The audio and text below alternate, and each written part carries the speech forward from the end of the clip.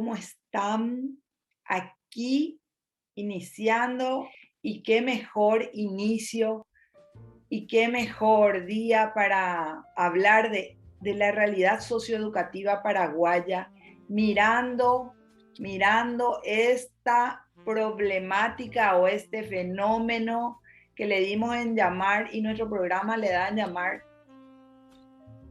el financiamiento de la educación del sistema educativo en Paraguay. Bueno, entonces dando inicio a eso, vemos en primer término que existen dos o tres tipos de financiamiento para entender rápidamente. Por un lado está el financiamiento público, que es exclusividad del Estado, donde a través del presidente de la República y sus ministros se van ejecutando el financiamiento. El financiamiento a través de esa, vamos a entender también ese concepto para hacer como un ABC y una introducción al tema que después nos van a plantear más detalladamente el profesor invitado. El sistema privado es el sistema que en las instituciones privadas, ustedes conocen muy bien, con financiamiento y recursos del emprendedor, el empresario, la persona que habilita un establecimiento educativo a través de su recurso, su propio recurso, su capital, para poner en funcionamiento una institución que sea de financiamiento privado y el mantenimiento y la distribución, la cuestión financiera económica se da a través del pago de las cuotas que ustedes conocen bien. Por otro lado, tenemos el sistema subvencionado. El Estado, ya sea a través de los entes públicos, van subvencionando con también el capital privado. Entonces, esas son las instituciones subvencionadas. Por un lado tenemos, por lo general solemos ver los colegios parroquiales o las instituciones que dependen con mitad digo para hacer un porcentaje, pero a veces reciben el sueldo los docentes del sector público y otras veces reciben otros enseres o el edificio en sí. Esa es la mezcla que se da o el sistema mixto, digamos. Para entender las instituciones educativas, hay algo que no debemos desconocer, que es el artículo 3 de la Constitución Nacional sobre el ejercicio, el el gobierno es ejercido por los poderes legislativo, ejecutivo y judicial. Nuestro sistema político se rige en esas tres divisiones de poderes, ¿verdad? Entonces, con una independencia, equilibrio, coordinación y recíproco control. Eso es en el marco jurídico de la legislación de la Carta Magna que vimos en la clase pasada. Ninguno de estos poderes puede atribuirse ni otorgar a otro ni a una persona individual o colectiva facultades extraordinarias a la suma del poder público. La dictadura está fuera de la ley. Esto hago como una introducción, vuelvo a repetir, del sistema de poderes que tenemos en la distribución del sistema educativo paraguayo. ¿Por qué hago mención de esto? Porque si bien es cierto, el sistema financiero más o menos está estructurado de capital privado y financiamiento del Estado. Esto en lo administrativo, pedagógico y académico tiene exclusividad el poder ejecutivo a través del Ministerio de Educación y Ciencias. El poder ¿cuál es el rol del poder legislativo? La Cámara de Senadores y la Cámara de Diputados legisla y tiene obligaciones en la organización del presupuesto general de gasto de la nación, que distribuye a las instituciones y especialmente a través del Ministerio de Hacienda distribuye al Ministerio de Educación en un porcentaje y así sucesivamente. La educación básica es obligatoria en las escuelas, tendrá carácter gratuito y se fomentará la enseñanza agropecuaria, industrial, etcétera, etcétera. Esto es el artículo 76 de las obligaciones del Estado.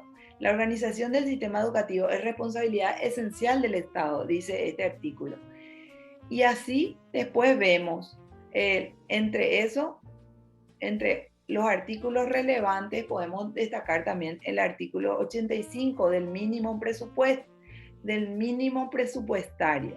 Los recursos destinados a la educación del presupuesto general de la nación no serán inferiores al 20% del total asignado a la administración central, excluidos los préstamos y las donaciones. De los deberes y atribuciones son deberes y atribuciones del Congreso.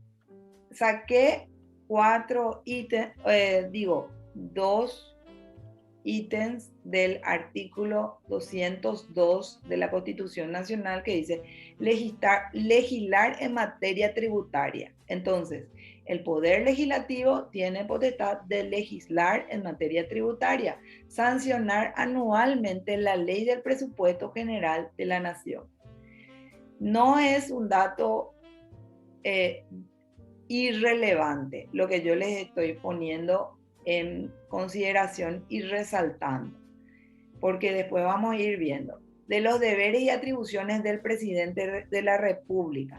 Son deberes y atribuciones de la presidencia de la República representar al Estado y dirigir la administración general del país. Ahí lo que le estaba hablando, a través del Ministerio de Educación y Ciencia va distribuyendo. Pero no solamente en el Ministerio de Educación y Ciencias lleva un presupuesto para educación. Existen también otros ministerios, como vimos en los articulados más arriba, agropecuario, educación no formal, todos esos ministerios también se diversifican para recibir presupuestos del general de la nación, de la ley de la general de la nación.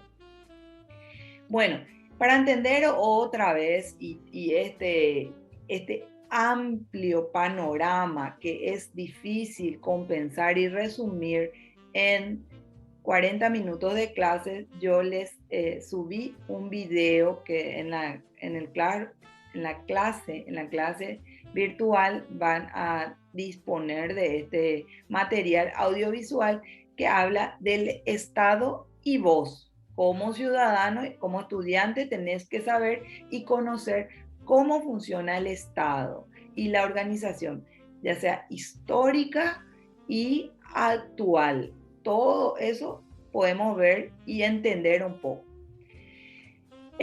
También les pongo un link sobre el diario ABC. Está haciendo una investigación y está subiendo imágenes que duelen, imágenes reales de escuelas públicas que están en total abandono, en total dejadez. Eso se puede ver en el portal del diario ABC. Entonces, esta es una imagen de una escuela de la ciudad de Asunción, ni siquiera una escuela alejada. Entonces, ¿qué es lo que pasó? ¿Qué es lo que pasa? Nos lleva a preguntarnos a esas cuestiones que tienen que ver con el financiamiento del sistema educativo. Entonces, para entender qué es lo que es el financiamiento, la financiación, el dinero que se aporta, se concede como crédito a una persona, a una organización, para que ésta lleve a cabo un proyecto y adquiera bienes o servicios. Para entender así, financiamiento, de dónde sale el recurso, cómo vamos entendiendo el flujo del comercio, de dónde sale el dinero. Este es el concepto que les puse rápidamente haciendo un panorama de nuestro tema de hoy. Entonces, el presupuesto general de la nación que se va cada año se va renovando y se va ampliando y se va generando, digamos, más que nada, nuevos rubros o nuevos ministerios o nuevos eh, entes, se va, digamos, diversificando el dinero público. Entonces, cuanto mayor es el presupuesto, o sea, cuanto mayor es la carga al Estado, más dinero se necesita para el efecto. ¿Y de dónde va el dinero del sistema educativo? Si realmente esa es una cuestión que siempre me preguntan y en todas mis clases tratamos de explicar y tratar de dar a conocer. Por un lado, hay que entender de dónde sale la plata, ¿verdad? Porque la plata no se consigue desde el cielo, no cae de los árboles, no trae Papá Noel, no trae los Reyes Magos. Esa plata, ese dinero es aporte del contribuyente. Es importante recalcar esto, porque aparentemente el Estado tiene recursos, aparentemente todo está presupuestado y tiene recursos. Sin embargo, no nos damos cuenta que se está aplicando una política mercantilista, se llama en economía, una política donde se le va sacando impuestos de distintos lugares, de distintas formas, para inclusive sin darse cuenta el ciudadano común y corriente, nosotros, los individuos de una población. Bueno, entonces, el sistema, entonces, ¿cómo debe ser un sistema de financiamiento? Una respuesta que el profesor Abel Villalba va a desarrollar. Sí, les quiero mostrar más o menos haciendo una rápida síntesis de dónde salen los impuestos, y tenemos una inmensidad de impuestos que están vigentes hoy en día en nuestro país. Es una falacia muy grande, y escuchen bien, es una falacia decir que que Paraguay tiene la menor carga impositiva de la región. ¿Por qué? Quizá comparado con otros países que son mucho más grandes, pero si puntualizamos y detallamos y hacemos una investigación seria y responsable, vamos a darnos cuenta que tenemos impuesto a la renta personal, impuesto a la renta agropecuaria, tenemos el IRP y el IRPC, el IVA, el impuesto al valor agregado, el impuesto selectivo al consumo, y ahí entra hasta la cerveza, tiene impuestos, para que sepan nomás. Entonces, las tasas del ISC, impuesto selectivo al consumo, son modificadas por diputados, pero mayormente diputados y senadores que se regulan. Miren lo que es, 27%, en algunos casos 11%, así se va pagando. Entonces los recursos, todos esos recursos, toda esa bolsa va a parar al Ministerio de Hacienda, pero eso no se ve reflejada en la educación. Entonces, ¿qué crea? Hay otro recurso en educación que está orientado a través del FONACIDE, que es el Fondo Nacional de Inversión Pública y Desarrollo, llamado famoso FONACIDE, seguro que conocen. Este recurso también está estipulado y son de los royalties de Itaipú. Bueno, entonces los recursos de FONACIDE serán distribuidos de la siguiente manera: al Tesoro Nacional, al Fondo de la Enseñanza de la Educación e Investigación, el CONACYT. Investiguen CONACYT, hoy tendencia, ayer tendencia y tendencia sucesiva en las redes sociales, porque se destapó una multimillonaria, un multimillonario aporte del Estado a las organizaciones no gubernamentales. En fin, gobiernos departamentales y municipios. Todo esto va a las arcas de los gobiernos municipales y municipios, o debería de ir, Y esto es más o menos lo que encontré del Fondo de la Excelencia de la Educación e Investigación, cómo debería de haber estado distribuido. Esto es, en los documentos figura la identificación de requerimientos, escuelas elegibles, se hace un monitoreo y se va gestionando para las escuelas. Y llega el aporte internacional. Las ONG llevan 40.000 millones de guaraníes del Estado para las instituciones educativas y para la excelencia en la educación, por así llamarla. Me produce cierto resquemor y cierta impotencia cuando hablamos de excelencia en la educación, porque excelencia en la educación a veces resulta un término muy idealista y muy prostituido por todo el sistema político. Ahí realmente siento que hay como una perorata bastante cansina cuando hablan de educación y de excelencia educativa. Bueno, entonces toda esta administración está centralizada en los administradores y en el poder político. Los docentes, ¿dónde tenemos protagonismo en estas decisiones? Ahora, esa es otra de las preguntas que yo en la práctica les puedo decir.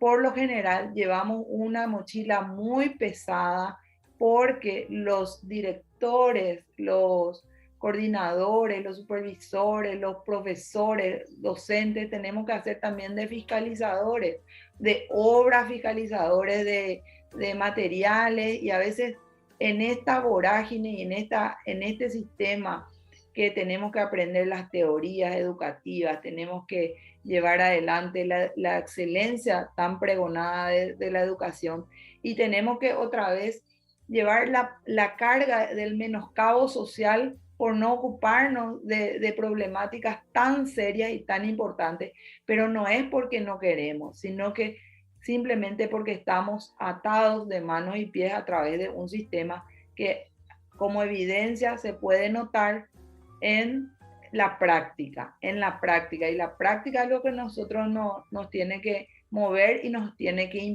interpelar. Ahora sí les quiero presentar, y disculpen tanta introducción, para conocerle a Abel Villalba. Es un consultor de sistemas organizacionales y estratega político.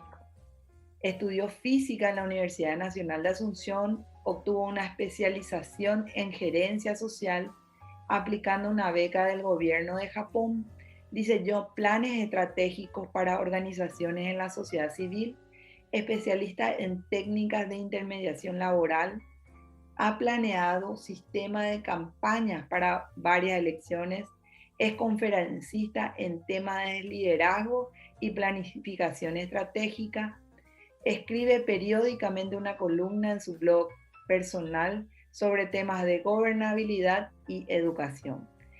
Cuando no está en clases, le gusta pasar tiempo perfeccionando su inglés y su técnica de ajedrez. Tiene pasión por la lectura. Aquí nos estamos encontrando todos los apasionados por la lectura, y atribuye sus mejores conocimientos al constante contacto con las personas. Pueden contactarlo a través de sus redes sociales. Después yo voy a volver a pasar sus redes sociales para que ustedes le conozcan y puedan seguirle. Y no quiero más extenderme en el diálogo, les presento quizás al futuro intendente de la ciudad de Villaliza. Con ustedes, Abel Villalba. Muchísimas gracias, profesora. Qué amable de su parte hacer una profecía tan bella como esa. Nos llena de satisfacción a nosotros aquí. Muchas gracias por este espacio. Un enorme saludo para usted, para toda nuestra audiencia tan brillante que hoy se despertó muy temprano y que está dispuesta a seguir aprendiendo, a seguir conociendo y a seguir desarrollando destrezas, habilidades que son muy necesarias para nosotros en esta nuestra sociedad actual, que requiere lo mejor de cada individuo para seguir progresando y prosperando, ¿verdad? Yo quiero hacer una especial mención de reconocimiento para la profesora Natalia por haber introducido estos temas tan importantes que, como bien lo menciona, son casi satanizados en otros espacios, ¿verdad? Porque el Estado solamente dicta una sola cátedra, una sola línea, y todo lo que está en contra de esa misma línea, ese mismo pensamiento, es violentamente reprimido, ¿verdad? Entonces la profesora ha hecho un acto de gallardía y de heroicismo, estoicismo también al presentar estos temas y darnos a nosotros las posibilidades también de explayarnos sobre estas cuestiones que esperemos que a partir de hoy los alumnos puedan empezar a investigar, a leer, a escribir sobre todo, porque necesitamos mucha literatura sobre estos temas. Yo les invito a que puedan escribir libros, a que puedan escribir blogs, a que puedan expresar sus pensamientos acerca de eso, porque en la medida en que nosotros tengamos acceso a pensamientos como los de ustedes, podemos discutirlos, y al discutirlos se hace ciencia. Al someterlo a los filtros de conocimiento y de visiones particulares, estamos haciendo ciencia también y estamos posibilitando desarrollar muchos conceptos acerca de este tema tan importante que es la educación, ¿verdad? Que hoy vamos a desarrollar en estos minutos. Me gustaría que me interrumpan si tienen alguna pregunta, algún comentario, porque lo que les voy a proponer desde este espacio, en estos minutos, es una visión liberal, libertaria, ¿verdad? Liberal en el sentido filosófico, político, económico también, ¿verdad? No del partido liberal, ¿verdad? Porque soy afiliado a ese partido, pero nosotros tenemos un ala dentro de ese partido que estamos buscando promover justamente la idea de respetar al individuo, que es para nosotros fundamental. Y en ese sentido nosotros promovemos la libertad en lo filosófico, la libertad en lo económico y en lo político también, ¿verdad? Entonces hoy vamos a ver un poco más de esa visión que hace rato nos está tocando, y gracias a la profesora hoy tenemos estos espacios, ¿verdad? Nosotros creemos desde la perspectiva liberal de que el Estado no debe meterse en la educación, ¿verdad? Y que consecuentemente debe liberalizar la educación, debe dar libertad, se debe desmonopolizar, se debe descentralizar la educación. ¿Y cómo se hace eso? ¿De qué manera? Bueno, partiendo de aquella pregunta que la profesora ha hecho, ¿verdad? ¿Es excelente nuestra educación? ¿Tiene excelencia? ¿Tiene calidad? ¿Podemos nosotros desde nuestra particular visión puntuar nuestra educación de 1 al 10, ¿verdad? Yo me juego a que no alcanzaría ni el 5 ni el numeral 5 nuestra puntuación, porque como la profesora había mostrado en esas imágenes, nosotros vemos como todos los años es la misma historia. Va a empezar las clases, las escuelas se caen, ¿verdad? Va a empezar las clases, los docentes piden más respeto a su profesión, ¿verdad? Entonces, siempre la misma historia. Entonces, estamos caminando hacia la excelencia educativa, estamos caminando hacia la calidad educativa que tanto pregonan, como bien lo mencionó la profesora, tanto pregonan los políticos, ¿verdad? Estamos hoy cercano a una elección municipal en los distritos, y les puedo asegurar que en los 255 distritos donde se va a desarrollar elecciones, pero el 2% habrá de hablar de la educación. Y me juego ya muy generosamente a decir eso, ¿verdad? O sea, los políticos están solamente interesados en administrar los fondos. Bueno, y allí se encuentra un gran problema, porque así como pasa en las municipalidades, así también pasa en el gobierno central. La idea de los políticos es entrar a controlar nuestras vidas, toda nuestra vida, en educación, en política, en economía, en la cultura, ¿verdad? Es decir, nosotros estamos sometidos a un control político demasiado grande, y es esa la razón por la cual no vamos a llegar jamás, y sostengo lo que digo y voy a desarrollar esta idea, no vamos a llegar jamás a la excelencia educativa. Entonces, en ese sentido, podemos preguntarnos, ¿hay países que lograron la excelencia educativa? Hay países que lograron una alta calidad educativa. ¿Qué les parece a ustedes? Ustedes pueden decirme a mí algún país que a ustedes les gustaría vivir o ir a estudiar, por ejemplo, ¿verdad? A lo mejor hay países que a ustedes les gustaría estudiar, como por ejemplo en Asia o en Estados Unidos, ¿verdad? A lo mejor Europa, ¿verdad? Pero si entramos a analizar el sistema educativo de esos países, nos vamos a dar cuenta de que esos sistemas están bastante liberalizados, no están monopolizados o completamente por el Estado, o a lo mejor tienen cierta incidencia nomás. O sea, está achicado el Estado, está dado también a la libre competencia en cierto grado, y eso hace de que puedan desarrollarse y salir de donde todos los países queremos salir, ¿verdad? De la pobreza, e ir hacia dónde, hacia la prosperidad, ¿verdad? Eso es lo que nosotros buscamos como países, es decir, cuanto más próspero sea una nación, mucho mejor le va a ir al individuo, a las familias, a todos nosotros. ¿Y qué tiene que ver la educación en ese sentido? ¿Cuál es el rol de la educación en ese sentido? ¿Verdad? ¿Qué tiene que hacer? Algunos dicen, por ejemplo, esta pregunta es la que se plantea y en el sistema educativo, en el sistema político, que quieren introducirnos a nosotros. Dicen, tenemos que gastar más en educación. ¿Y cuánto? Y la pregunta así consecuentemente es, ¿cuánto tenemos que gastar más en educación? ¿Verdad? Y luego, ¿a dónde va a parar ese gasto? Como la profesora se preguntaba, es cierto, ¿dónde para esos gastos? O sea, ¿en qué se va? Nosotros vemos que cada vez aumenta más gasto en educación, pero las escuelas se caen, los salarios de los docentes no condicen, no le llevan no dignifican su profesión, no dignifican su profesión, y jamás va a dignificar la profesión de los docentes cuando el Estado dice, bueno, vos vas a cobrar esto. No va a dignificar. ¿Por qué? Porque el precio justo, según nuestra visión liberal, se da entre la persona que contrata y la persona que brinda el servicio. Ahí se da un precio justo. Será el sereno, ¿verdad? Será lo que esas dos personas, esas dos partes decidan. Entonces, ¿qué pasa? Entra a intermediar el Estado. Y cuando el Estado intermedia, jamás va a haber calidad, jamás va a haber excelencia. ¿Por qué? Y porque no puede controlarlo todo.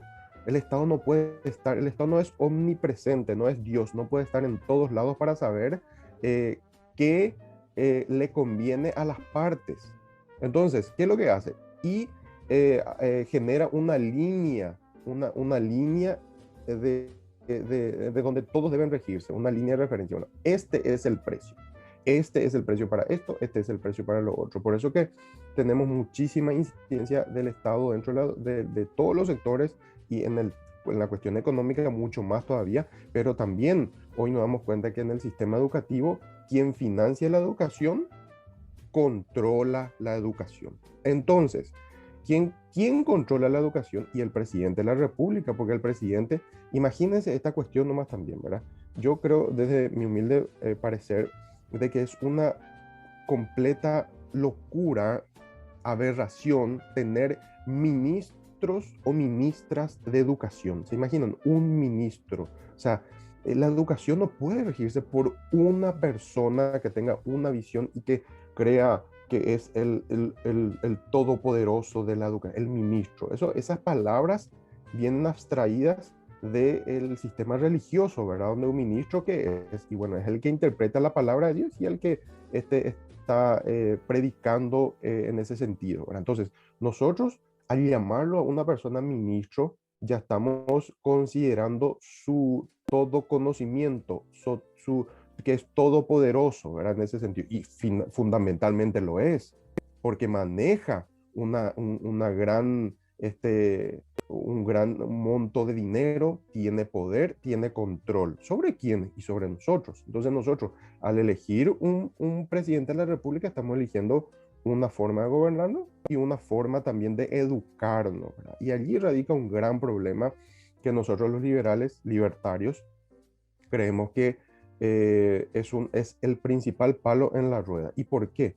Porque cuando el Estado cumple los tres roles. Ustedes saben que el Estado cumple tres roles en educación. Primero, legisla la educación, financia la educación y administra la educación. Entonces, cuando legisla la educación nos dice qué tenemos que estudiar. ¿Verdad? Geografía, pero geografía del Estado. Historia, pero historia del Estado. ¿Verdad? matemática, pero matemática del Estado. Todo es en función a que nosotros podamos salir de la primaria, la secundaria y la educación terciaria, considerando que papá Estado nos va a resolver todos los problemas y que nosotros no tenemos tanta incidencia o que nuestras familias no tienen tanta incidencia y no es luego tan bueno el tema familiar. El Estado es fundamental, ¿verdad? Entonces, cuanto mayor control del Estado, menos vamos a generar creatividad y consecuentemente menos prosperidad, porque la prosperidad está ligada directamente a la creatividad y la creatividad no es estatal. La creatividad no viene del Estado, la creatividad no lo genera el presidente de la República, la creatividad lo hacemos nosotros. Si no, hoy no tuviésemos esta posibilidad de conectarnos con Zoom. Alguien desarrolló una idea, una persona, un individuo. Si no, no hubiésemos podido conectarnos por Facebook. A alguien se le ocurrió, ¿verdad? Desarrollar esta comunidad tan grande que tiene tanto peso, ¿verdad? Mark Zuckerberg fue una persona, no fue el Estado. Bueno, y allí radica la gran batalla que nosotros los liberales estamos dando frente al Estado. Nosotros creemos que el Estado debe achicarse y debe tener menos control sobre los individuos. Entonces, ¿cómo hacer para que la educación sea de calidad? Y bueno, si el Estado cumple los tres roles, legisla, nos dice que vamos a estudiar, financia, le saca del impuesto, le saca de la plata que ganó la gente, ¿verdad? Que son los impuestos, una parte de ello para destinarlo a educación, financia la educación. ¿Y qué hace con esa plata? Y administra también esa plata. Entonces, ¿qué hace? Y paga colegios, construye colegios, paga el salario de los maestros, muy bajo, muy indigno, por cierto, pero paga también, administra eso. Entonces, nosotros los liberales le decimos al Estado y le decimos a todos también que el problema radica ahí, cuando el Estado administra la educación. Entonces, ¿cuál es la alternativa a esto?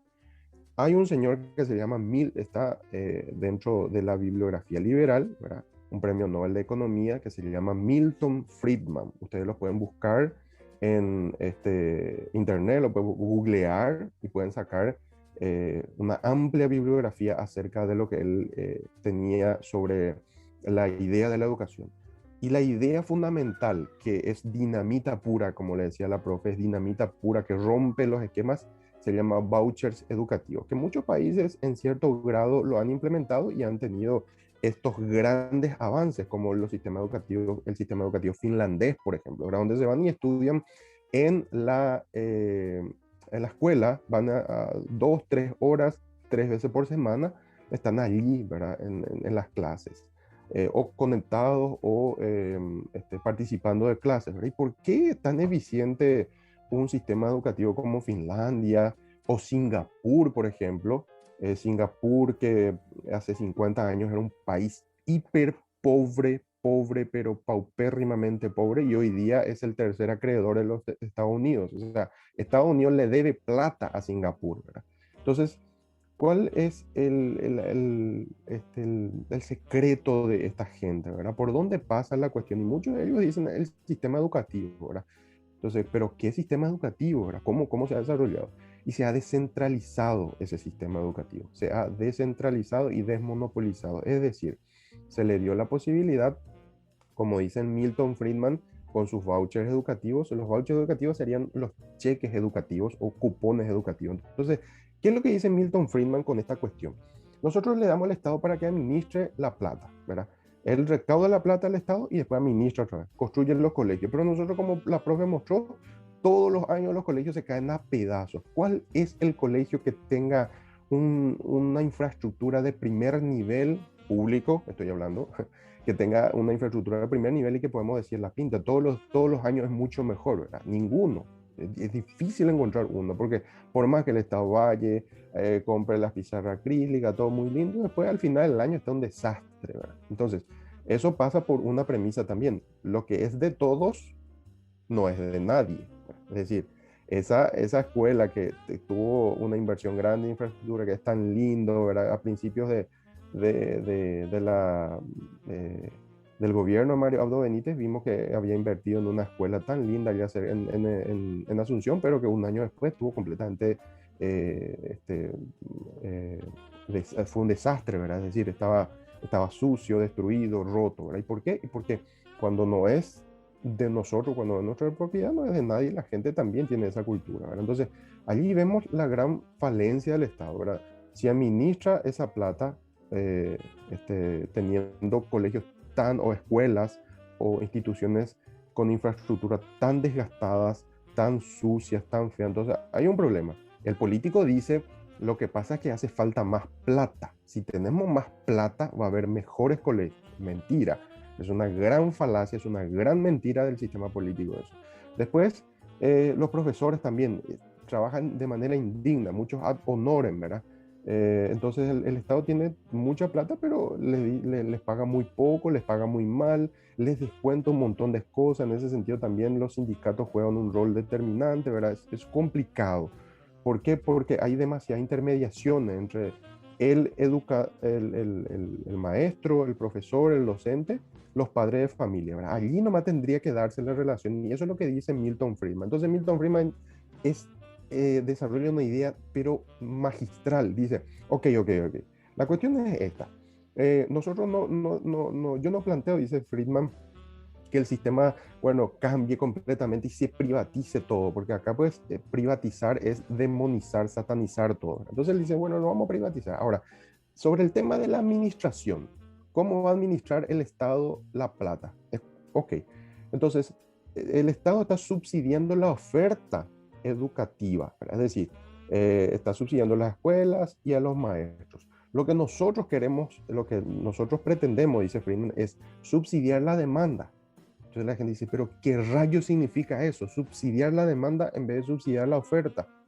Y dice Freeman, ok, y la cuestión es sencilla, el Estado va a seguir juntando la plata, recaudando, pero no va a gastar más directamente ni en el salario de los docentes, ni construyendo escuelas. Lo que va a hacer es darle ese dinero a las familias, es decir, por ejemplo, 1,5 millones de guaraníes por hijo en edad educativa. Si Ña María tiene 3 hijos, ahí tiene 4,5 millones de guaraníes o un cheque educativo por 4,5 millones. ¿Qué es lo que va a hacer Ña María con ese cheque? Y va a poder elegir a dónde enviarle a sus hijos, ¿verdad? Entonces, ¿qué va a pasar con eso? Con eso se va a acabar la escuela pública? No, no se va a acabar.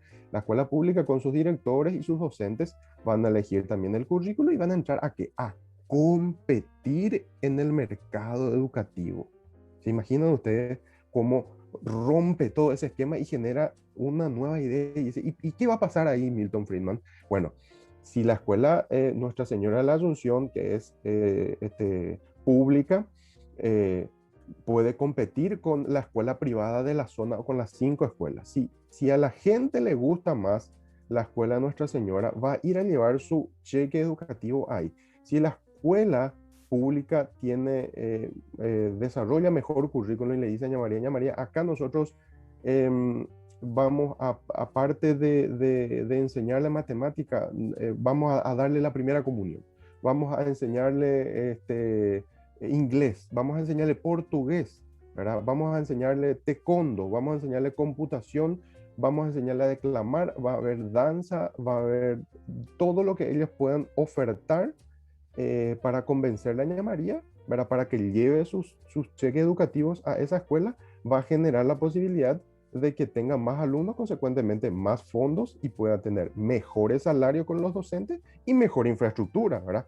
Entonces, los colegios privados, la misma cosa, ¿verdad? Van a tener la posibilidad de, aparte de que la gente luego pague su colegiatura privada, va a tener la posibilidad también de acceder a eso. Si la gente quiere llevar su cheque educativo, por ejemplo, sé, a un colegio de Asunción, Chuchi, y si le acepta, podría llegar, pero la libertad y la oportunidad de Ña María, que vive en Nueva Italia, por ejemplo, ¿verdad? Lejísimos de un colegio de Asunción, va a tener la posibilidad de la oportunidad de llevarle o de matricularle a su hijo en una escuela donde ella quiere, siempre y cuando se cumplan las condiciones de traslado, de lo que ella ya considere, pero no va a ser un límite en la calidad educativa de su hijo, ¿verdad? Porque va a tener los vouchers educativos, porque va a tener el cheque educativo, ¿verdad? Entonces, una simple una simple movida de pieza ya es ¿verdad? Dentro del sistema político va a generar que nosotros compitamos en la educación, ¿verdad? Y ese financiamiento, en vez de subsidiar la oferta, subsidia la demanda, va a generar un boom educativo. Vamos a tener calidad educativa. La excelencia, luego, la excelencia, dicen los japoneses, es un hábito diario, ¿verdad? Vamos a llegar a la excelencia cuando terminemos recién, no es una cosa hecha la excelencia. Entonces, la excelencia educativa es hacerlo bien todos los días. Lo que podemos medir es la calidad educativa, ¿verdad? Estamos en este punto. Uno, en 5 años, ¿en qué punto estamos? Estamos en 7. ¡Wow! ¿Cómo avanzamos? ¿Qué hicimos allí? Bueno, nosotros en vez de subsidiar la oferta educativa, subsidiamos la demanda educativa. Ese es un primer punto. Ese es un primer punto de Milton Friedman que viene a enfrentarse al sistema político, porque acá los políticos son el problema, porque los políticos son los que no quieren hacer, como dice la profe, hablan de excelencia educativa, sí, nosotros en las campañas, ahora cuando llegan, absolutamente nada, siguen las escuelas caídas sobre la cabeza de los alumnos, siguen los docentes poco dignificados en su profesión, ¿verdad? Porque eso también para nosotros los liberales es fundamental. Y allí entramos nosotros con una idea mucho más radical de Murray Rothbard, ¿verdad? Que explica, pero de manera tajante esta cuestión, ¿verdad? Que me gustaría, la profe ya lo estuvo proyectando, me gustaría que lo escriban, que lo busquen, que lo googleen, porque está en PDF, se puede bajar esto sin ningún problema de internet, de PDF. Uno se llama un libro, son dos libros. Uno es Enseñanza Libre y Obligatoria. Enseñanza Libre y Obligatoria, de Murray Rothbard.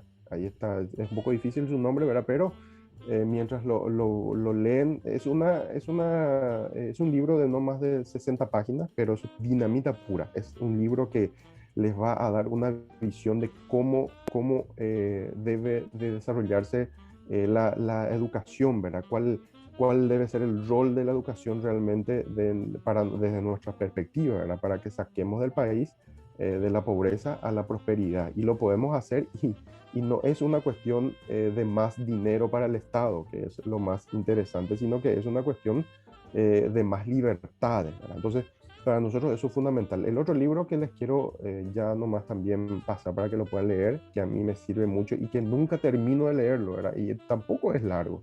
Se llama Ciencia y Educación, Estado o Mercado. Este sí que les va a abrir la mente a todos los futuros docentes para que vean cómo dignificar nuestra profesión, ¿verdad? Porque es demasiado indigno la forma en que el Estado nos está tratando, le trata a los docentes, a los maestros, porque siempre que hay problemas, como dice el Guani, y hapente o sola piola, y ese y hapente o sola piola es el maestro, no, el maestro luego no quiere estudiar, el maestro luego es el docente, luego es el problema, los docentes, la prensa también, ¿verdad? Aliada, como dice la profe, ¿verdad? Aliada al Estado, ciertos grupos empresariales periodísticamente hablando, aliados al Estado, sacan también para que el sistema político, los políticos no tengan la culpa. Entonces empiezan a echarle la culpa a todos los docentes. Los docentes no son el problema.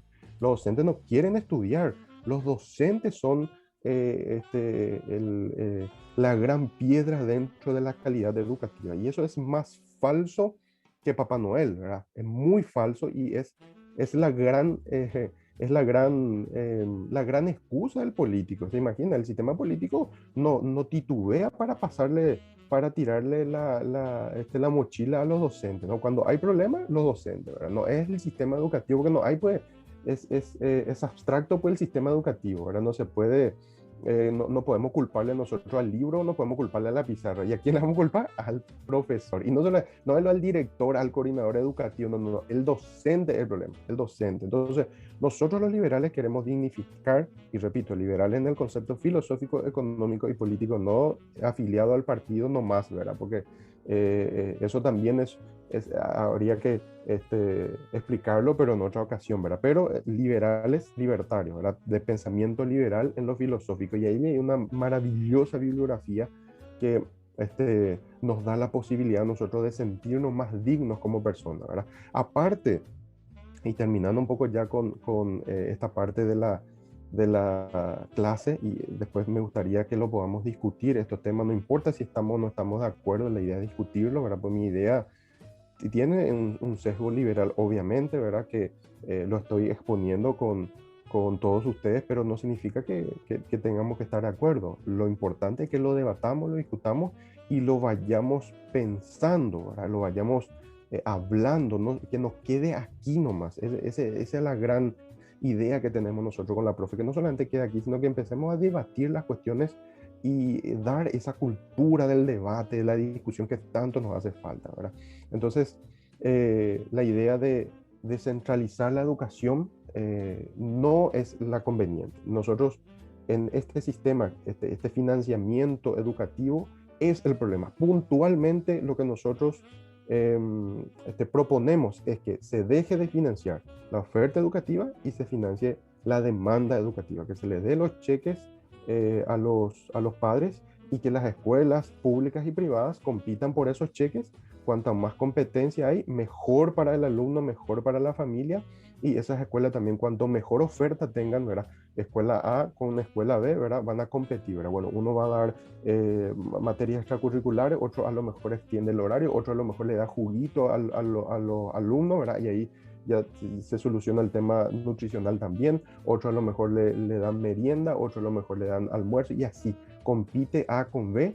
¿Y quién va a salir beneficiado de esa competencia? Y el cliente, ¿verdad? O sea, la familia, los padres, y se le da otra vez la posibilidad a los padres del control, porque ahora el control lo tiene el Estado porque el Estado pone la plata, supuestamente, porque como decía la profe, ¿de dónde viene la plata? El Estado sale todos los días a trabajar a las 5 de la mañana hasta las 11 de la noche. No, el Estado es un ente abstracto, lo que hay es un grupo de personas, y hoy Mario Abdo con su grupo de ministros, ese es el Estado, ¿verdad? Y mañana no sabemos quién, ¿verdad? Y antes tuvo otra persona, pero esas personas son el Estado y esas personas son las que controlan el sistema educativo, controlan lo que nosotros pensamos, lo que tenemos que decir, cómo lo tenemos que decir también, ¿verdad? Entonces, hasta las carreras en la universidad controla el Estado, ¿verdad? Entonces, eso es muy importante también dejar precedente de esta cuestión.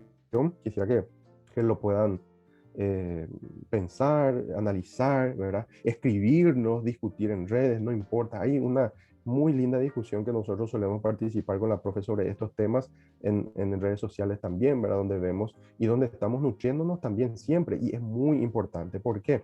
Y con esto termino también, ¿verdad? Porque aparte de subsidiar o de darle plata de cheque educativo a los padres, también hay que considerar que la educación es un bien de capital. ¿Qué significa eso? Que la educación produce otros bienes, ¿verdad? Es decir, inclusive hoy lo que están, la educación que enseña o que forma otros docentes, otros profesores, está produce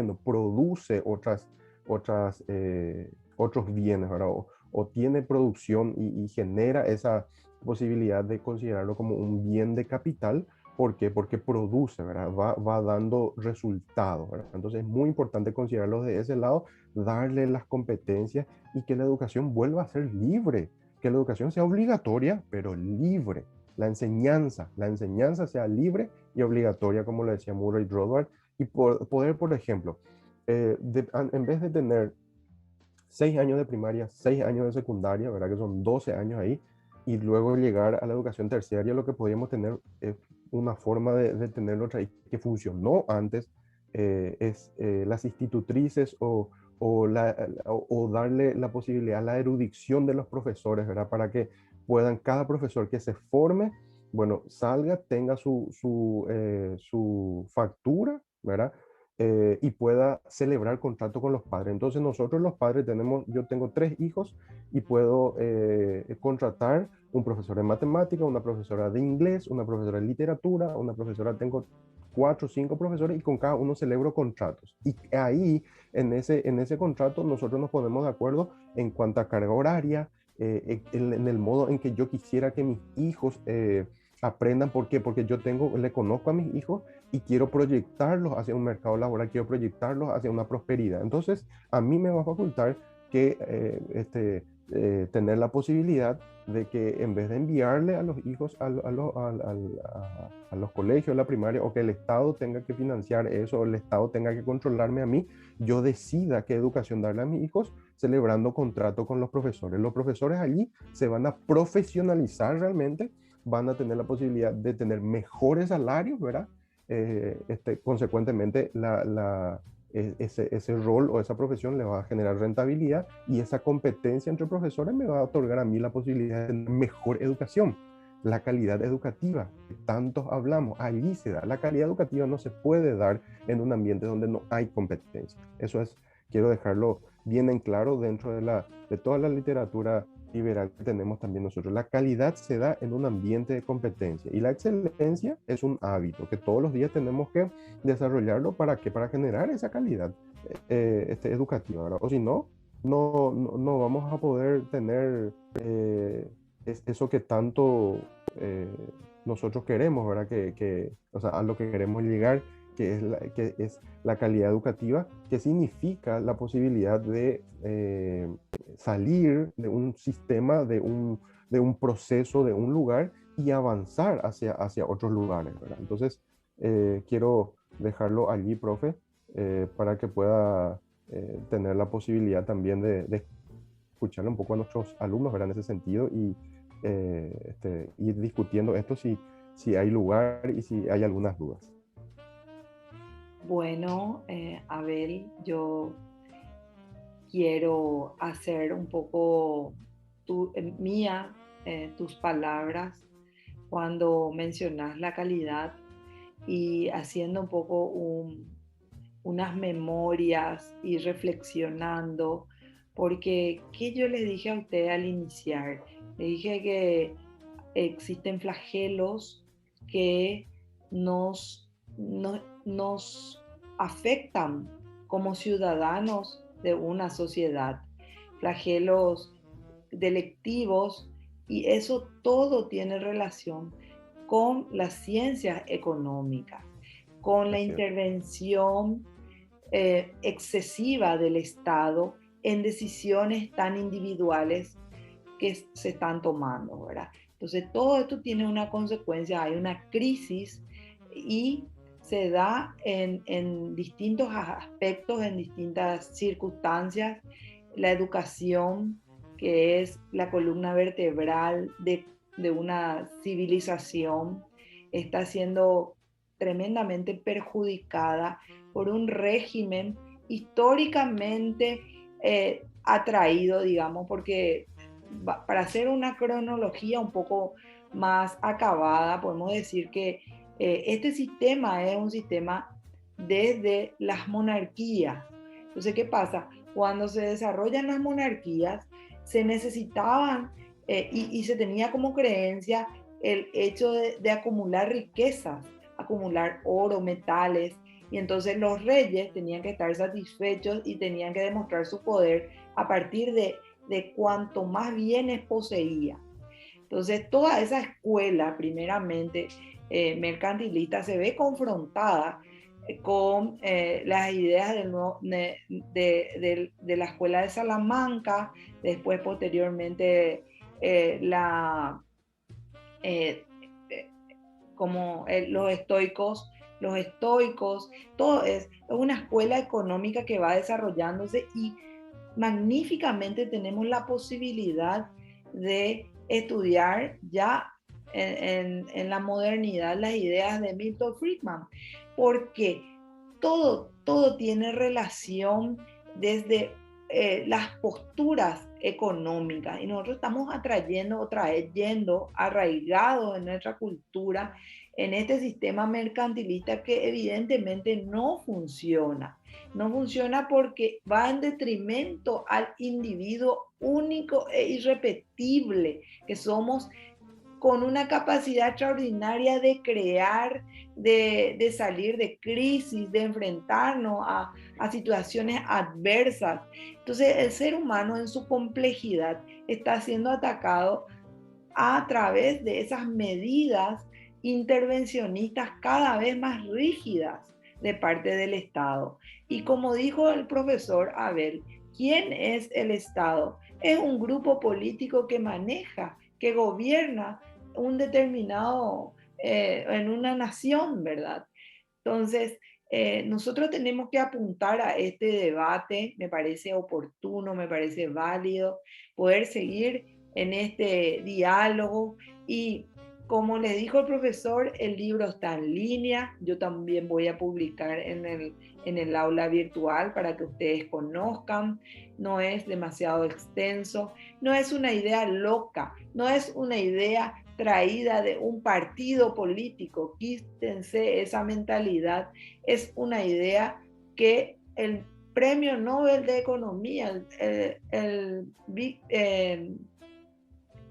se me fue el nombre porque así yo soy, Milton Friedman, el Premio Nobel de Economía propuso en, viendo justamente todas las consecuencias negativas del mercantilismo. Entonces, yo les propongo a ustedes seguir en esta lectura, en este debate y involucrarse, porque la economía no puede desvincularse de las prácticas, de las cuestiones morales que afectan. Cuando muy preocupada yo leía, la economía se recupera, la vida no. Es prácticamente, van juntas, porque la vida, la libertad y la propiedad privada son cuestiones fundamentales del ser humano y no pueden ir desconectadas unas de otras.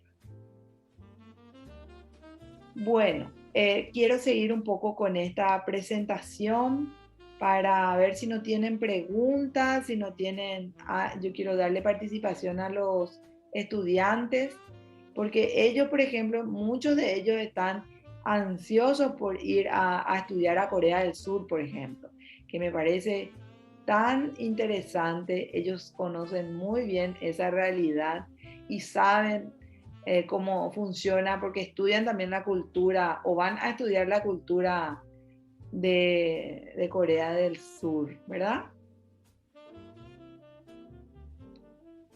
¿Alguien por ahí? Profe, Sí, preguntas. nada, comentar que sería un sueño, ¿verdad? Todo lo que comentaba el profe Abel.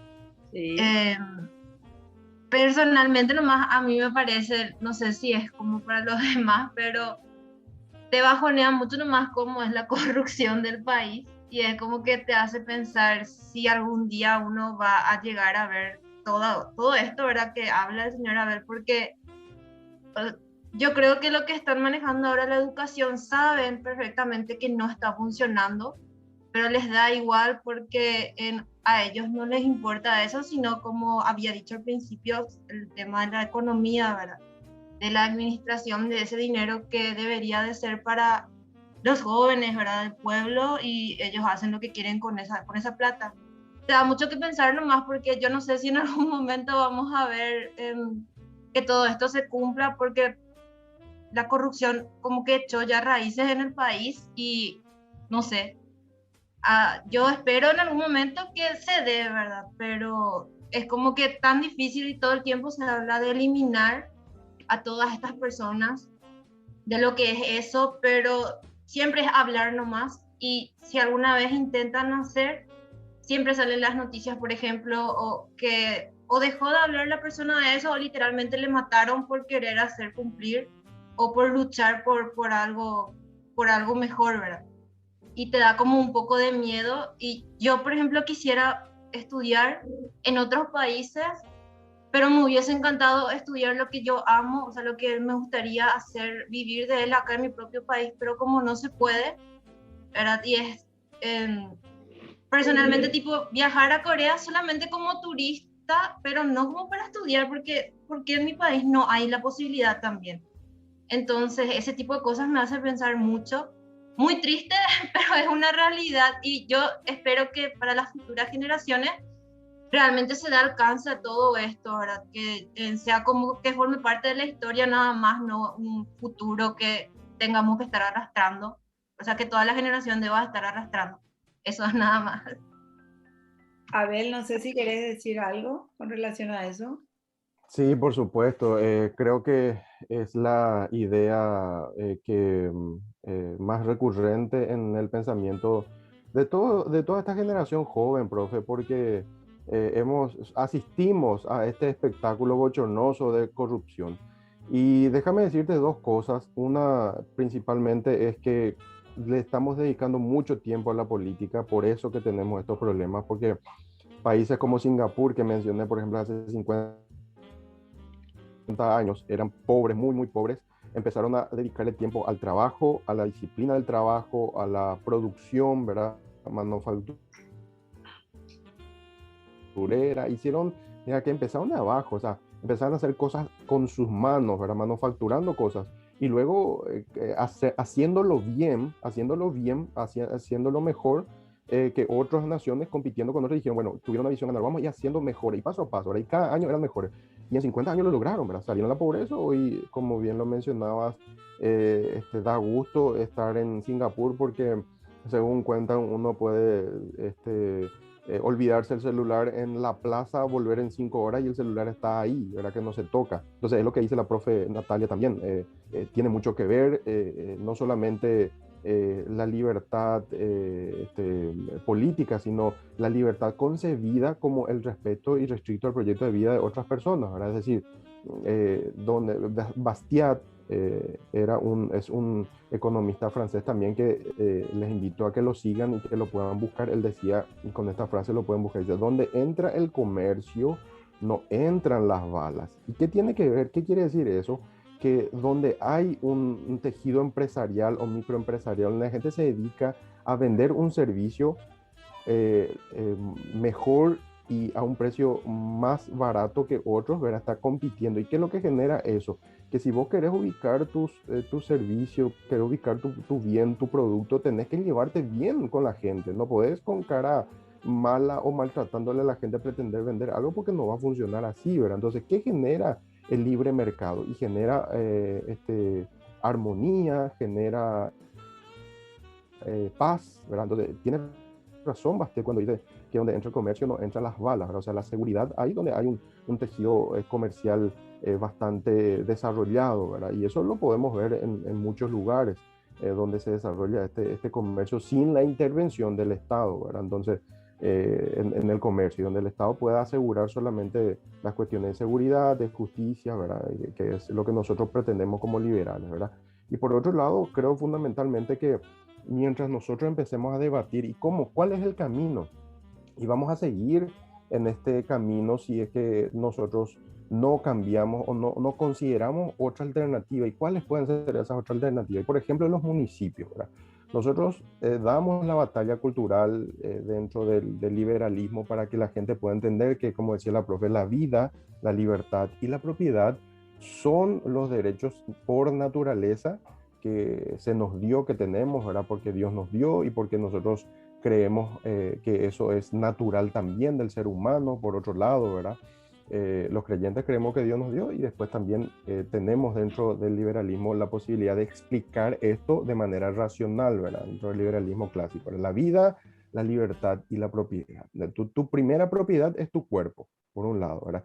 Entonces vos tenés que, o sea, nosotros respetamos esa propiedad, ese cuerpo, por eso que estamos en contra del aborto, por eso que estamos en contra de todo lo que atenta contra la vida, ¿verdad? Y la libertad es fundamental porque la libertad pues la posibilidad de accionar, de hacer la cosa, ¿verdad? De hacer algo. El libre albedrío es la libertad de pensar algo, ¿verdad? Dentro de nuestra cabeza, pero la libertad es la acción, ¿verdad? Es ir a hacer algo, esa libertad. Y esa libertad es la que nosotros creemos que el Estado obstruye cuando interviene demasiado, ¿verdad?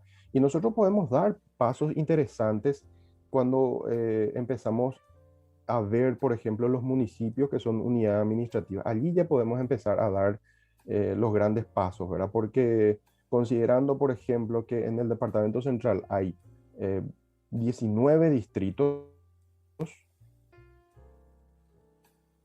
Hola. cada distrito maneja un promedio de presupuesto de 20.000 millones de guaraníes. Eso multiplicado por 19 distritos hace alrededor de 450.000 millones de guaraníes en un año. ¿Qué es 450.000 millones? Es una oportunidad perdida o una oportunidad ganada. dependiendo de cómo nosotros, cómo se administre eso. Y allí es fundamental estos espacios de discusión. ¿Por qué? Porque nosotros generamos cultura. Empezamos a hablar de lo que los políticos nos quieren que se hable, empezamos a tomar conciencia de nuestra libertad o de nuestras libertades y de la dignidad, del derecho que tenemos todos de expresarnos, de decir lo que creemos que está bien, de reunirnos, de forjar un grupo que pueda hacerle frente al poder, porque nosotros los liberales no creemos que, que al poder se le tiene que dar contrapesos, ¿verdad? Al poder se le enfrenta desde estos espacios, de la academia, desde la sociedad civil organizada, desde las ideas que podamos ir teniendo y enfrentándolas ellos, ¿verdad? Si no, pues no va a cambiar nada, va a venir mostrar el presidente, el intendente, va a gastar y ellos van a ser los multimillonarios y nosotros vamos a quedarnos en nuestros departamentos, en nuestro distrito sin poder gozar de la posibilidad de ir a vacacionar como por ejemplo es Corea, un lugar tan lindo, o Japón también, ¿verdad? Entonces esa posibilidad está dada en la medida en que nosotros los individuos sigamos dándole mucho peso, mucha importancia a lo político y no cuestionarle siquiera, no cuestionarle. Entonces, ¿cómo cuestionarle? Ahí tenemos bibliografía liberal de grandes personalidades, Premio Nobel de Economía, Milton Friedman sobre educación, Murray Rothbard también sobre educación, por ejemplo, que ya les di los 2 libros que tienen, no son largos, son muy importantes. Ludwig von Mises, ¿verdad? Ludwig von Mises, o Mises, ¿verdad? Ponen en Google Mises, Acción Humana. Dios mío, ese libro les quiero recomendar para que todos los días, 10 minutos antes de dormir, por lo menos 2 párrafos. No es un libro largo, pero te revienta la cabeza en el sentido de que te da tantos argumentos para defenderte en frente al sistema político que es lo mejor que pudo pasar, ¿verdad? Friedrich von Hayek o Hayek, Camino de Servidumbre se llama otro libro también que quiero ofrecerle, demasiado importante leerlo a eso para entender que este sistema político nos está empobreciendo cada día, nos está atontando cada día y nos saca la dignidad de seres humanos, atenta contra la familia, atenta contra el individuo, atenta contra las buenas costumbres. ¿Y qué hace? Y se vuelve todopoderoso, el Estado papá, el Estado paternalista, todo lo puede, todo lo soluciona, y eso es falso, porque el Estado es una concepción abstracta, no existe el Estado como tal, como les decía, sobre el sistema educativo. ¿Por qué los políticos no le culpan al sistema educativo? Porque no es nadie. ¿Y a quién le culpa? A los profesores. Cualquier cosa, los profesores son el problema. Bueno, así también el Estado. El Estado es una gavilla. El Estado son 20, 30, 40 o 50 personas tomando decisiones. Ese es el Estado, que están por 5 años o 4 años, ¿verdad? Dependiendo de la unidad administrativa, ¿verdad? El presidente está 5 años. Bueno, y son 50 personas que toman decisiones en los ministerios, que administran los fondos, muy importante palabra, administran los fondos, deciden dónde gastar, ¿verdad? Y nosotros financiamos eso. Abel levantó la palabra Lady también. Levantó la mano Lady y después Ruth. Lo que sí que les quiero decir, tengo algo para decirle a Sara, para que no se desmotive, pero después... Sí, profe. Lady, no, yo le escucho a Lady, sí, ahora. Después, sí, buen día. Después nos sacamos una foto. Dale, Lady, te escucho. Buen día, yo realmente tengo muchas preguntas que siempre me estuve haciendo y quiero hacer para ustedes y para los compañeros también. Sí, ¿cómo realmente podemos terminar la corrupción? Y si de verdad es posible que eso podemos cambiar, porque todo lo que vemos en la política es corrupción, pero no tenemos que desmeritar a las personas buenas también, porque también hay personas que quieren lo mejor para el país, que quieren lo mejor para el pueblo en sí, pero en el camino se corrompen. Entonces, ¿es eso posible? ¿Y por qué eso no está pasando en Paraguay? ¿Por qué nosotros los jóvenes, porque en Paraguay hay muchísimos jóvenes, y no me refiero a jóvenes de 18 a 20 años, sino yo considero jóvenes 30 a 35 también. 40 también. Listo, todo.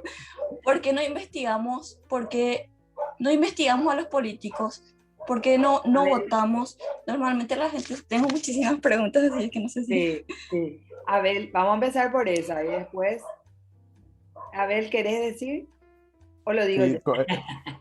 Sí, sí, te quiero también escuchar, profe, en ese sentido. Yo creo que 30 segundos sobre el tema. Me parece que Sí, corrupción hay donde hay control estatal, ¿verdad? Es decir, cuando nosotros le damos el control a los políticos, se van a corromper definitivamente, porque, como decía Lord Acton, el poder corrompe, el poder absoluto corrompe absolutamente. Así nomás es de sencillo este tema, ¿verdad? Cuando le damos poder al Estado y decide, por ejemplo, más impuestos a ciertos productos o a ciertos sectores, va a haber corrupción porque tienen poder. El poder es el problema. El poder, mientras le demos más poder al Estado, a los políticos, va a seguir habiendo corrupción. ¿Y cómo hacer eso? Este espacio de minutos es fundamental. Hay que generar, como les decía, al poder se lo enfrenta. Al poder no se le da contrapeso, no se crean más fiscalías, no se crean más dependencia, porque le encanta al Estado intervenir en ese sentido, ¿verdad? Entonces, se lo enfrenta. Tenemos que organizarnos entre vos, yo, 5, 10, 50, 1000 personas, hablar de estos temas y empezar a generar esa posibilidad de debatir alrededor de la ciudadanía que tiene el poder en su dedo, en su voto, ¿verdad? Y allí va, porque los perfiles políticos nacen de lo colectivo, es decir, si nosotros seguimos callándonos, van a seguir, ahora si nosotros empezamos a hablar de este tema y a cuestionarles fundamentalmente, vamos a tener la posibilidad de por lo menos empezar a caminar hacia una libertad mucho más avanzada, profe. así mismo, esa misma pregunta, esa misma respuesta tenía yo para quitarle el poder y considerar, reflexionar que no nos Sí, cuida, que el Estado a nosotros no nos cuida y no tiene por qué meterse en nuestra vida íntima, que cada ser humano tiene y tiene ese lugar, ese espacio, esa propiedad privada que lo habíamos dicho. Entonces, cuidado con eso. Cuando nosotros creemos que el Estado nos está cuidando, al contrario, nos está quitando nuestra libertad. Y esa libertad va muy relacionada con la responsabilidad. Al Estado intervenir más en las cuestiones individuales, le está también sacando la responsabilidad a los ciudadanos a cuidarse, a emprender un negocio, a generar su propio recurso, justamente porque le está sacando la libertad. Eso es peligroso. Entonces, yo no quiero extenderme en esa pregunta porque dijo Lady que tiene muchísimas preguntas. Vamos a darle paso a Ruth. A ver, Ruth. Sí, bueno, lo que yo quería decir más es que, aportando a lo que dijo la compañera también, la primera que habló, que Sara. lastimosamente nosotros tenemos que buscar una buena educación fuera de nuestros países, ya sea en Asia, en Europa, en los países más desarrollados. Y es una pena que pudiendo nosotros tener una buena educación acá en el Paraguay, tengamos que salir, dejar nuestras familias y poder tener una realmente buena educación, pero alejado de todo lo que nos rodea, y también que la corrupción poco a poco nos va matando, porque si bien hay personas de bien en el gobierno, igual se le termina corrompiendo porque se le da más y más dinero, más y más poder, como dijo el profesor Abel. Y es una pena que tengamos que buscar algo que nosotros deberíamos tener como país. Y también me acuerdo que en 2019 en uno de los diarios salió, porque tuvimos nosotros que hacer una investigación de Asia en mi colegio, y salió que a Corea y a Paraguay se les dio el mismo, ¿cómo decirle? El Banco Mundial les dio el mismo préstamo, la misma cantidad de dinero. Pero ¿qué hizo Corea cuando estaba pasando por una situación muy difícil después de la guerra? Ellos invirtieron en salud, tecnología y educación. y Paraguay lo que hizo fue pagar los préstamos que tenían en ese entonces y no dejó prácticamente nada para salud y para educación. Y es lo que, ahí está la diferencia, porque al invertir en educación, después con los profesionales se va pagando los préstamos que se tienen. Y Paraguay prefirió pagar todo y se quedó al final sin nada. Era nada más que eso. Bueno, esa es como reflexión. Nosotros les invitamos a que puedan leer estos libros que sugieren, que invita a la lectura el profesor Abel, para entender un poco el financiamiento y las decisiones con relación a educación. Qué mejor panorama a partir de esa responsabilidad que los padres mismos puedan tener hacia sus hijos, las decisiones que puedan tomar y que los padres tengan opciones para educar a sus hijos es un ideal, pero no es algo imposible, es desarrollado en otros países, es una cuestión que podemos pensar, idealizar, y ahí sí quiero hacer referencia a Sara. Sara había dicho, pierdo la esperanza, y nosotros aquí reunidos con el profesor Abel, que es de la misma línea de pensamiento, con otros, busquen al doctor Víctor Pavón, al profesor Basto, había recomendado Abel de España, ¿verdad?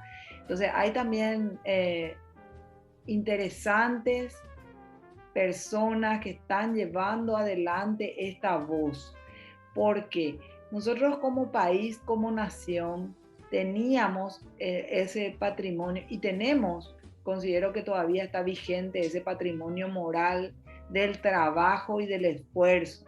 Ustedes tuvieron en sus casas abuelos, abuelas, que no les interesaba más que otra cosa que el trabajo para sacarle adelante a su familia. Entonces eso se hizo colectivo. El paraguayo que sale al exterior sale con muchas ganas de progresar y salir adelante a través de su trabajo. Es muy requerida la mano de obra de Paraguay, yo siempre menciono esto. Eso es un patrimonio moral que tenemos y que no debemos dejar de tener. Entonces, anteriormente nuestros abuelos y nuestras abuelas, yo que vengo de una familia donde una señora muy joven quedó viuda, salió a trabajar y no tuvo de otra que salir a trabajar y alimentar, criar y educar a 10 o 12 tíos, tuve 12, 3 en realidad, fallecieron 3, pero esa señora a través de su trabajo pudo levantar una familia. Un ejemplo que estoy dando. Entonces, a partir de levantar, de progresar una familia, progresa después una comunidad y así se vuelve colectivo el progreso y se vuelve desde una decisión individual, de un esfuerzo particular, y esa generación sacó adelante esta nación. Nosotros estamos en una mejor época, viviendo en mejores condiciones que lo que vivieron nuestros abuelos. Tenemos tecnología, tenemos información, podemos estar conectados a través de nuestros móviles. Entonces, todo eso trajo un esfuerzo enorme de otras generaciones que nosotros no debemos de perder. No sé si hay alguien más. Lady se quedó con la mano levantada. Yo no sé si va a continuar o vamos a ir cerrando. Me olvidé de bajar nomás, profe. ¿Cómo? Me olvidé. Se puede. No crean ustedes que no se puede. ¿Cómo se va a poder? Primero, antes que nada, levantar nuestra voz de protesta a cuanto más impuestos que quieran poner, cuanto más intervenciones estatales que quieran asignar. Eso es prioridad. Yo escribí en mi blog también, te invito a ver, en abril 2020, y escribí una cuarentena de película. Nos quitaron todo y nos quitaron la posibilidad de las libertades. Muchos se tatuaron inclusive el rostro del ministro. Tan endiosado estaba ese poder en ese momento. Ahora ahora no les digo cómo sigue, pero digo nomás yo que en el año pasado, en abril, yo ya hice un escrito mencionando esto, que me gustaría que ustedes vean y lean, compartan, reflexionen, porque no, nadie nos va a dar la receta de decir esto se tiene que hacer desde afuera, porque nadie conoce la cultura paraguaya y no le conoce a ese paraguayo propiamente. Somos nosotros lo que tenemos que sacar adelante este país, esta nación. Bueno, algo más, les quiero decir que le sigan en las redes sociales al profesor Abel. Y el video va a estar en YouTube, así como todos los otros videos están en mi canal de YouTube para que ustedes puedan seguir, repasar y recordar todo lo que pudimos haber dicho en esta clase. Que, vuelvo a repetir, probablemente no vuelvan a escuchar a lo largo de su carrera, ni en las maestrías ni en otro lugar. La profesora abre un panorama diferente en esta cátedra, con esta libertad que tenemos los profesores de educación superior a través de la academia, de un pensamiento divergente, opuesto al que nos quieren imponer. Muchas gracias. Le queremos otorgar este certificado de reconocimiento al profesor Abel Villalba por haber dado un poquitito de su tiempo para poder explicarnos lo que sería el financiamiento educativo, ¿verdad? Y para personas como nosotros que vamos a ser, como se dice, el futuro del país, que sí o sí tenemos que saber cómo está actualmente el país, la educación por medio del gobierno. Y bueno, nada más que agradecerte por tu tiempo y gracias por todas las recomendaciones de los libros que con gusto vamos a estar leyendo y dando una pequeña reflexión después. Y bueno, nada más que eso, agradecerte por tu tiempo y un gusto conocerle, señor Abel. Ruth habla en representación de los estudiantes de probatorio de la lengua coreana. Ellos están postulando para acceder a estudiar la carrera de la licenciatura en educación de la lengua coreana. Eso, Ruth, ¿verdad? A ver. Así mismo, profe. Bueno, si no hay más nada que agregar, que decir, Abel, ya podemos ir cerrando. Sí, por supuesto, profe. Muchísimas gracias por este espacio que me ha brindado con tanta gentileza usted, señorita González. Muchas gracias por sus palabras. Un gran placer para mí dirigirme a tan prestigioso grupo. Espero que podamos seguir en contacto, debatiendo estos temas, discutiendo, porque allí está el gran secreto de avanzar hacia la prosperidad de nuestro país. Mayor libertad, respeto a la propiedad y a la vida, fundamental, eso es. Un gran placer. Gracias, Abel.